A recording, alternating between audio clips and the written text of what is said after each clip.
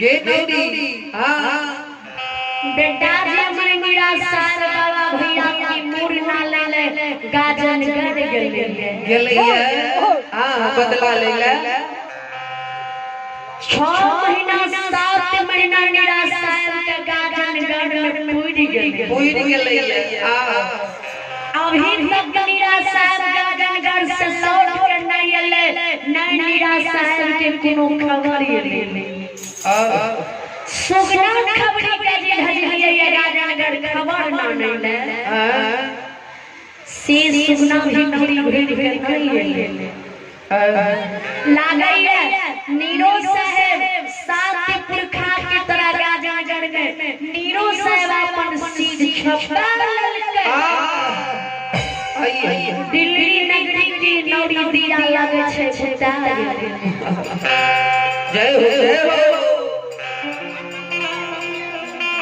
मामा उजनी चादर आगन बीच में बिछा दे पश्चिम में घूम के बैठ जाए मक्का मकेश्वर नाथ पांचों जी खुदा बाबा के सुमरे हे मक्का की मकेश्वरी नाथ हे खुदा बाबा पांचों जी खुदा बाबा मामा है दोनों हाथ से दुआ अब आराधना करे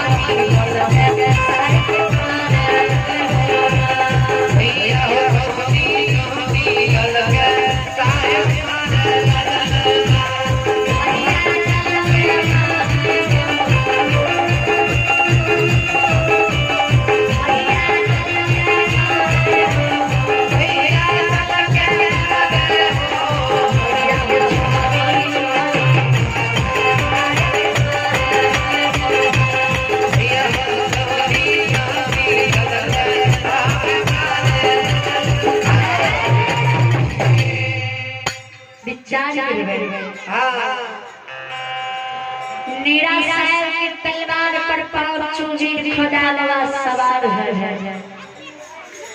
आ छोहनी दल के जी साहब गाजनगर में नुया राजा के दल के मारे रहे अब मंजूर के रूप में जी वे गाजनगर में नुया राजा की बेटी नीरा साहब से लड़ाई करे श्रोता बाबू तो जय सब नीरा साहब गाजनगर लड़े आवर है दिघिया के सिवान पर जी का नाम श्री युक्ति बतेले है स्वामी अहाँ जी गाजनगर लड़े जा रहल छिए गाजनगर में कोनो नया राजा लड़ाई करे छै नया राजा के त कोढ़ी घुष्ट झुटल छै आगा में बैस के नवाजी पढ़ैत रही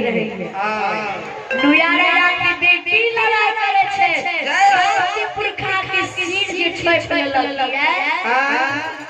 कोनो नया राजा छप लेलक तब नया राजा के बेटी छप लेलक सुनो जखनी यहाँ के दल हारे लागल नया राजा के बेटी मंजूर के रूप में दल में प्रवेश भागा तखनी यहाँ सिंदूर की पुड़िया बगल से निकाल लेबे वे दल के बीच में खोल छिड़िया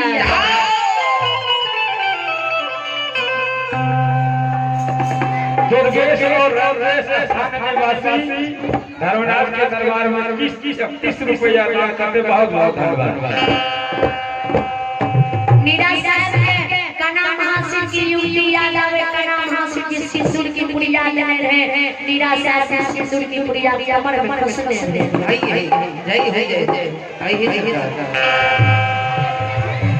सिंदूर की पुड़िया कमर से निकाल के साहेब हाथ पे ले सिंदूर के पुड़िया का खोल वे दल के बीच में नीरा साहब छिड़िया दे मंजूर रूप में जी लड़ाई करे रहे नया राजा के बीच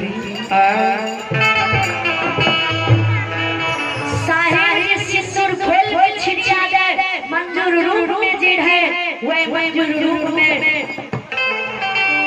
सीन में जैसे सुर भई है नया राजा के बेटी की सीन में जैसे सुर भर जा गो मुगतान के बगल में ठाड़ जा नीरा साहब जी छोहनी दल के तलवार से खर्रा लागले मारे लागले सुगना कवड़ी वे गाजनगर से जाए घड़ियों के तक में दिल्ली नगर पहुंच जाए मामा माँ आगे में बैसी बजा बजा कर सुमरन करे नवाज पढ़े दुआ आराधना करे मामा माँ लोग में जा सुमरन खड़ा ढा जाके मामा माँ सुनो सुनियो इतना बानी जी मामा माँ सुगना के सुने दुआरा बना के छोड़ दे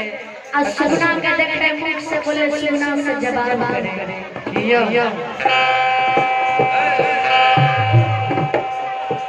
हई रे